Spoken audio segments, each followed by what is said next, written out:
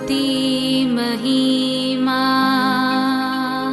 Issue प्रभु जी, गाते आते हैं तुझ पास, जीवन जल के प्यास, एक ही तो है आस, जग निर्माता मुक्तिदाता, जीवन जल देखा, जीवन जल देखा, जीवन जल देखा। प्रभु यीशु मसीह के पवित्र नाम पर प्रेम भरा नमस्कार। प्रभु की असीम करुणा से पिछले 5 साल से शुभ संदेश चैनल द्वारा प्रस्तुत किए इस जीवन जल कार्यक्रम में आपका स्वागत करते हैं। यह कार्यक्रम बहुत प्रियजनों के जीवन में प्रभु यीशु मसीह पर विश्वास करके उद्धार पाने और मसीह जीवन के लिए एक आशीष का कारण हो गया है। प्रभु की महिमा हो। परमेश्वर का वचन कहता है, क्या ही धन्य है हर एक जो यहोवा का भय मानता है और उसके मार्गों पर चलता है। यही इस जीवन जल कार्यक्रम का उद्देश्य है कि आप अपने परिवार के साथ परमेश्वर के वचन में सच्चाई का मार्ग एवं प्रभु यीशु मसीह पर विश्वास के द्वारा सच्चाई का जीवन अनुभव कर सके। आपके और आपके परिवार का उद्धार और आशीष का कारण ठहरे, यही हमारी प्रार्थना है। इस कार्यक्रम का लाभ उठाते हुए आप इस विषय में जरूर अपने पड़ोसी और प्रियजनों के सूचित करें। साथ ही करस्पॉन्डेंट के माध्यम द्वारा मराठी, हिंदी और अंग्रेजी भाषा में बाइबल का अध्ययन भी कर सकते हैं। प्रभु का वचन सुने और आशीष पाए। आमीन। जीवन जल कार्यक्रम देखने वाले सभी दर्शकों को जगत के उद्धारकर्ता प्रभु यीशु मसीह के पवित्र नाम में नमस्कार। यूहन्ना अध्याय 7 और पद 37 में पवित्र शास्त्र वचन में ऐसा लिखा हुआ है, यीशु ने लोगों को पुकार कर कहा, यदि कोई प्यासा हो तो मेरे पास आकर पिए। जो मुझ पर विश्वास करेगा उसके हृदय में से जीवन के जल की नदियाँ बह निकलेगी। क्या आप जीवन में प्यासे हैं या सच्चाई की तलाश में हैं? प्रभु यीशु मसीह आपके प्यास को बुझाना चाहते हैं, आपके सवालों का जवाब देना चाहते हैं। तो आइए आज परमेश्वर के संदेश सुनने से पहले अपने मनों को तैयार करें और इस मधुर संगीत का आनंद उठाइए।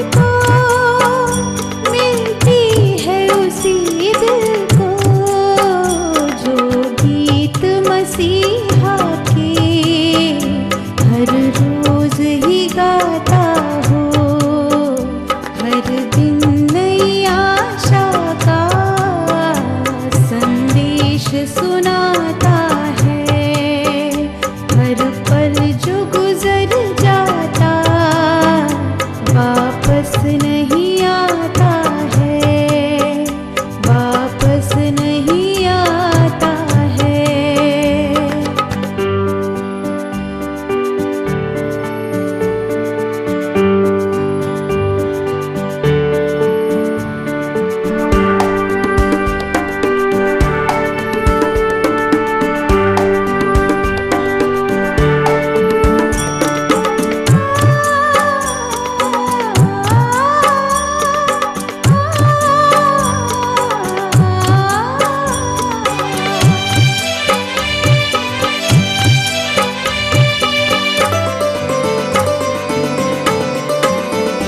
रहता है जो संगत में हर रोज ही शोके, रहता है जो संगत में हर रोज ही शोके, हर रोज ही शोके, संसार को ही अपना वह स्वर्ग बनाता है, हर दिन नई आशा का संदेश सुनाता है, हर पल जो गुजर जाता वापस नहीं आता है, वापस नहीं आता है।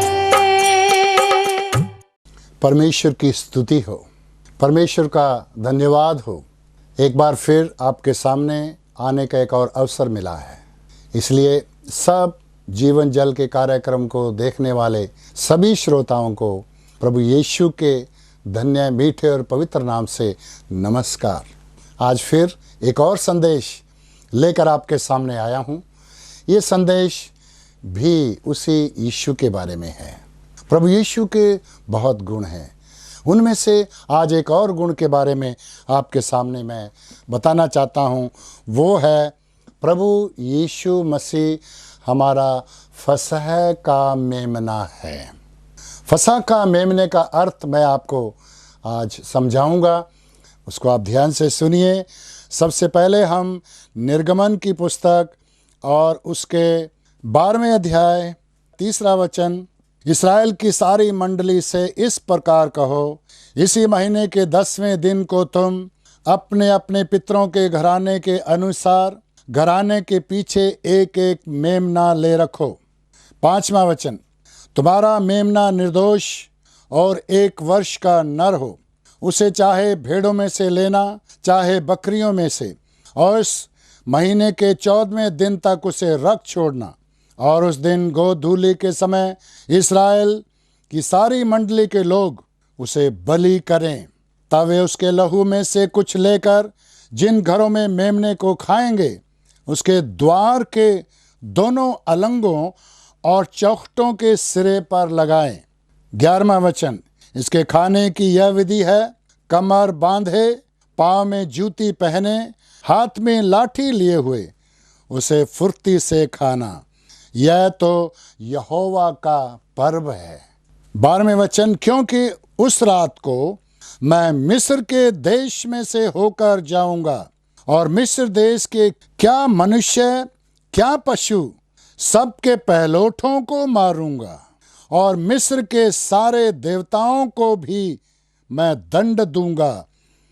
मैं यहोवा हूँ। और 13वां वचन, जिन घरों में तुम रहोगे उन पर वह लहू तुम्हारे लिए चिन्ह ठहरेगा, अर्थात मैं उस लहू को देखकर तुमको छोड़ जाऊंगा। और जब मैं मिस्र देश के लोगों को मारूंगा तब वह विपत्ति तुम पर न पड़ेगी, तुम नष्ट न होंगे। और वह दिन तुमको स्मरण दिलाने वाला ठहरेगा और तुम उसको यहोवा के लिए पर्व करके मानना। वह दिन तुम्हारी पीढ़ियों में सदा की विधि जानकर पर्व माना जाए। एक अद्भुत घटना है। बहुत बहुत साल पहले परमेश्वर ने एक व्यक्ति को चुना जो मेसोपोटामिया में रहता था। उसका नाम इब्राहिम था। परमेश्वर ने इब्राहिम को बुलाया। इब्राहिम का पिता मूर्तियां बनाने वाला था। पिता परमेश्वर, स्वर्ग के परमेश्वर ने इब्राहिम से कहा, हे इब्राहिम, अपने पिता के घराने को छोड़कर मेरे पीछे चल। इब्राहिम छोड़कर चला गया। नहीं जानता था कहाँ जाना है, लेकिन परमेश्वर की आज्ञा के अनुसार परमेश्वर के बताए हुए मार्ग पर चलता चलता हारान में पहुंचा। उसके बाद वहाँ से कनान देश में पहुंचा, जो फ़लस्तीन भी कहलाता था। उस फ़लस्तीन में इब्राहिम बहुत सालों तक घूमता रहा। उसका हर एक पाँव जहाँ पर टिका, परमेश्वर ने इब्राहिम से कहा, जहाँ जहाँ तेरा पाँव जाएगा ये सब ज़मीन मैं तुझे दूंगा, ये तेरी जायदाद बनेगी। लेकिन परमेश्वर बहुत सालों तक इंतज़ार करने के बाद उसके कोई संतान नहीं हुई। फिर बुढ़ापे में परमेश्वर ने उसको एक पुत्र दिया, जिसका नाम इब्राहिम ने इसहाक रखा। परमेश्वर ने इसहाक के बाद इब्राहिम, इसहाक और उससे याकूब पैदा हुआ। याकूब के 12 पुत्र हुए और उन 12 में से एक पुत्र था यूसुफ। वो धर्मी था, वो परमेश्वर से भय मानता था, परमेश्वर का प्रिय था। लेकिन उसके भाई उससे घृणा करते थे, क्योंकि यूसुफ अपने पिता को अपने भाइयों की बुराई बताता था, गलत काम जो करते हैं वो बताया करता था।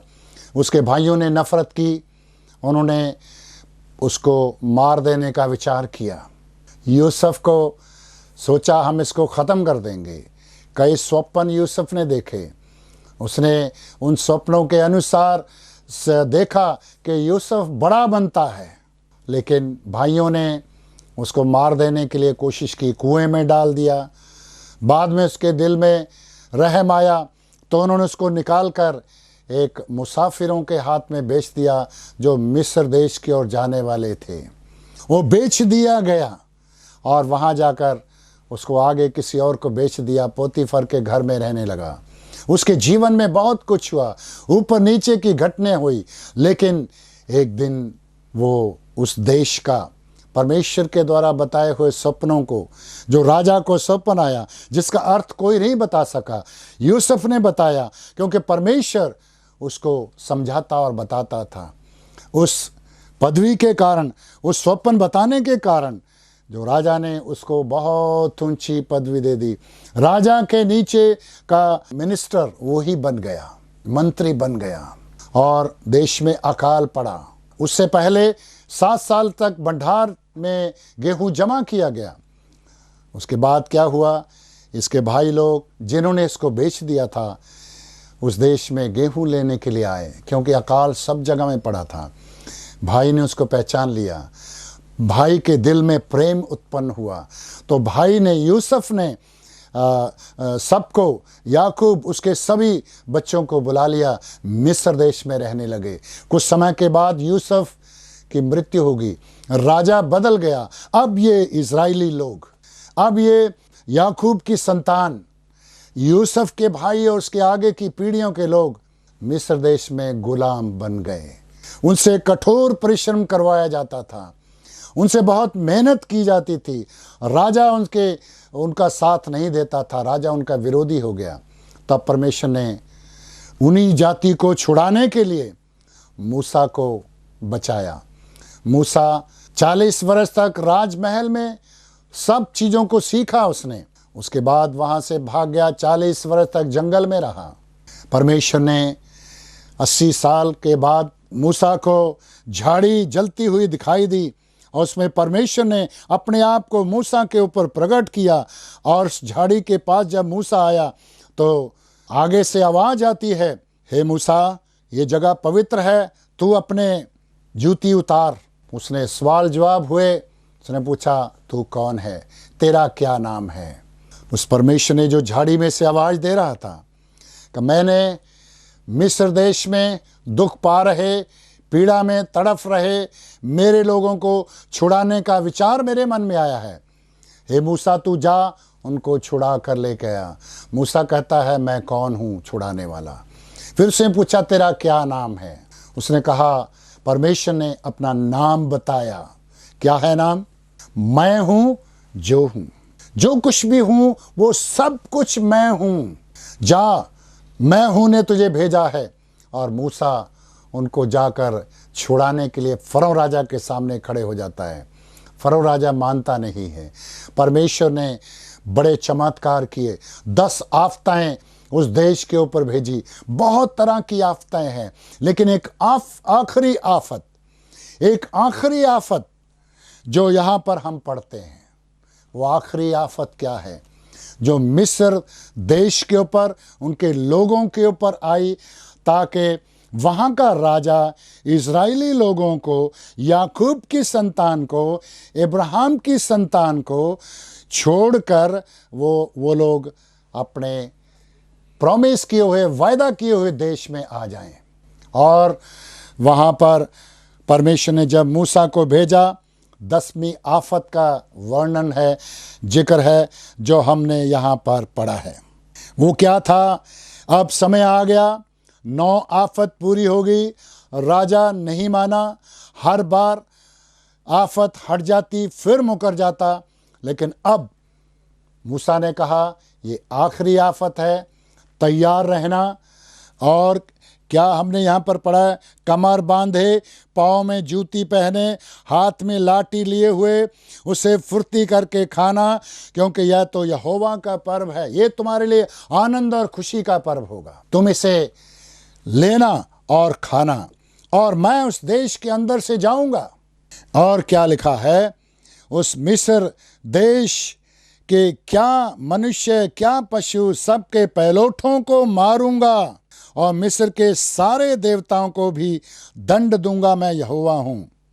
लेकिन आगे लिखा है, जैसे हमने 7वें वचन में पढ़ा था, तब वे मेमने को बलि करें, उसका लहू लेकर दरवाज़ों की चौखट पर लगाएं, दोनों तरफ और ऊपर की साइड में। ये एक निशान होगा, ये वो घर है जिसके अंदर मेमना बलि किया गया है। और यहाँ पर हम पढ़ते हैं आगे, और जिन घरों में तुम रहोगे, एक अद्भुत घटना है, और ये सच्ची घटना है। जिन घरों में तुम रहोगे, उन पर वह लहू तुम्हारे लिए चिन्ह ठहरेगा। अर्थात मैं उस लहू को देखकर तुमको छोड़ जाऊंगा। अगर एक घर में लहू का निशान नहीं है, पहलोठा मर जाएगा। इस घर में लहू का निशान है, उस घर को छोड़ जाऊंगा, उसका पहलोठा नहीं मरेगा।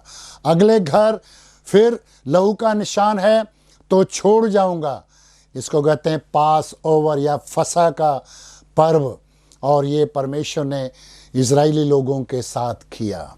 जिन घरों में मेमने के लहू का निशान दोनों दरवाज़ों की चौखट और ऊपर लगा था, उस घर में आफत नहीं आई। बाकी पूरे मिस्र देश में, चाहे पशुओं में से हो, इंसानों में से, सब के सब पहलोठे मर गए, हाहाकार मच गया।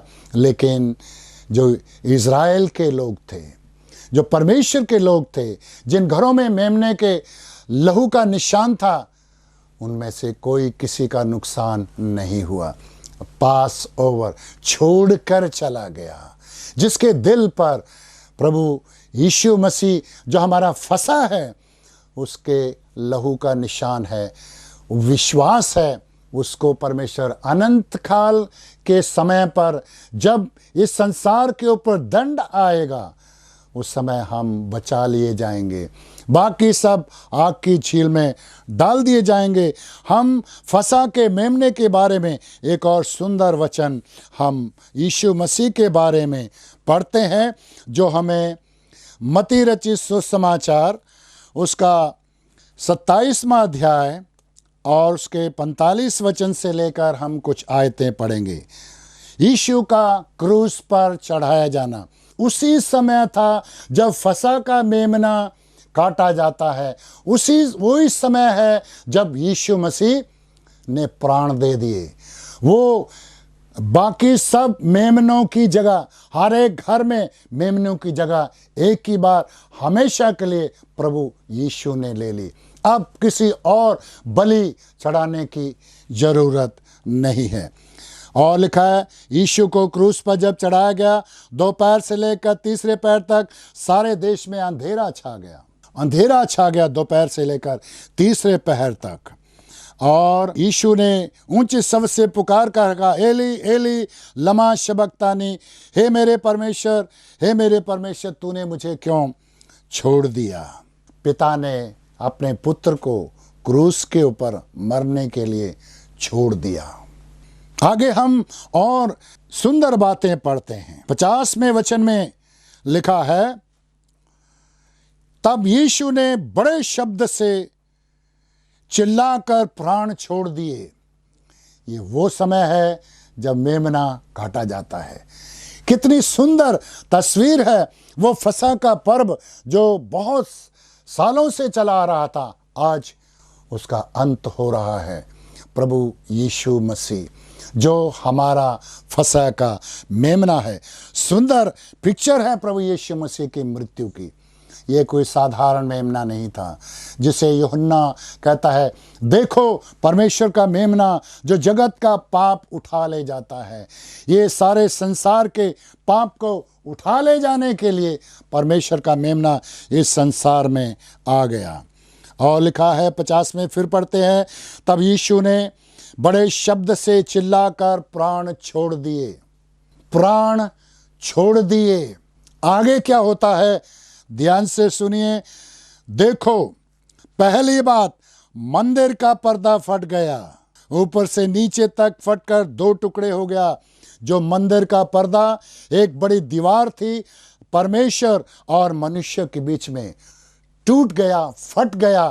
परमेश्वर के पास जाने का रास्ता खुल गया। और अगली बात, धरती डोल गई, चट्टानें तड़क गई। क्या किसी व्यक्ति की मृत्यु के समय ऐसा हुआ सुना है? यीशु के मृत्यु पर ऐसा हुआ। और धरती डोल गई, चट्टानें तड़क गई। 52 में लिखा है, कब्रें खुल गई। अरे ये क्या हुआ? कब्रें खुल गई यीशु के मरने पर। और सोए हुए पवित्र लोगों के बहुत से शव जी उठे। यहाँ यीशु प्राण दे रहा है और वहां मुर्दे जी रहे हैं। अरे कितना सुंदर दृश्य होगा ये देखने के लिए, कितना भयभीत भी होगा। और शव जी उठे। और लिखा है 53 में, उसके जी उठने के बाद वे कब्रों में से निकलकर पवित्र नगर को गए और बहुतों को दिखाई दिए। क्या ये हो सकता है? क्या ये सच है? हाँ, इतिहास इसका प्रमाण है। लोग इसके गवाह हैं। आंखों देखी लोगों के गवाह लोगों ने लिखा है कि वो लोग जी उठे। और यीशु के जी उठने के बाद बहुत लोग स्वर्ग लोक में प्रभु के साथ चले गए। एक मर गया, बहुत उसके साथ चले गए स्वर्ग में और पवित्र नगर को चले गए। उसके बाद लिखा है, तब वहाँ सूबेदार जो सिपाहियों का सरदार था, भूकंप को देखकर अत्यंत डर गए। उसने कहा, सचमुच ये परमेश्वर का पुत्र था। उसने भी विश्वास किया। यीशु की मृत्यु कोई साधारण मृत्यु नहीं है। ये मिस्र देश में फसह का पर्व जो एक मेमने को काटने के द्वारा हर एक परिवार के पीछे दरवाजों पर लहू का निशान, मिस्र देश के अंदर इजरायली लोगों के घरों में पहलौठे को बचाया। और आज इस दुनिया में प्रभु यीशु जो परमेश्वर का मेमना है, वो क्रूस पर मर गया। उसने अपने प्राण त्याग दिए और मनुष्य जाति के लिए फसह का मेमना काटा गया। मंदिर का पर्दा फट गया। हम पिता के पास जा सकते हैं। अब उस मेमने के लहू का निशान हमारे दिल के दरवाजे पर होना जरूरी है, तभी हम बच जाएंगे।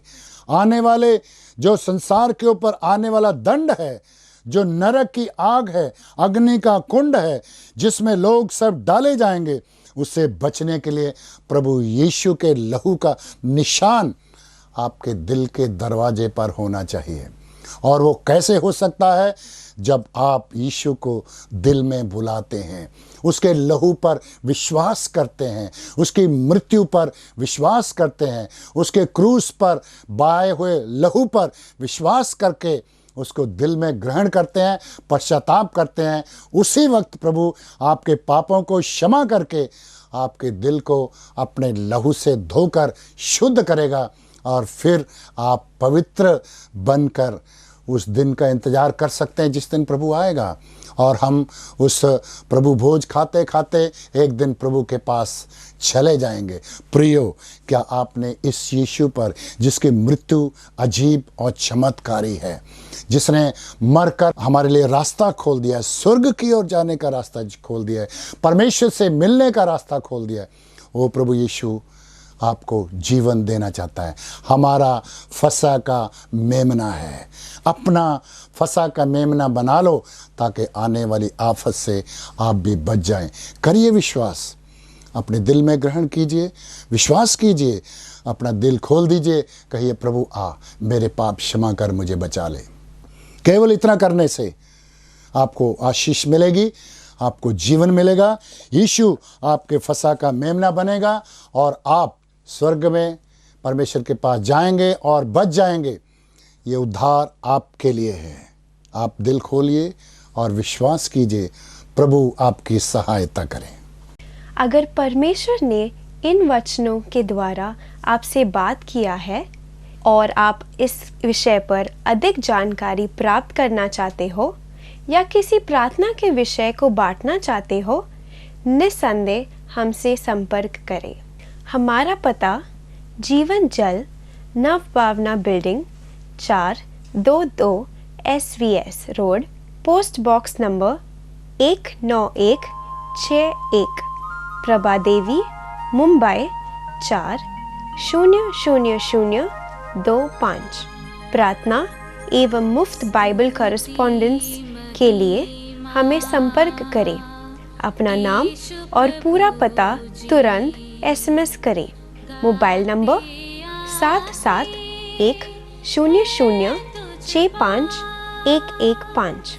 Email ID gospelbroadcast@yahoo.com।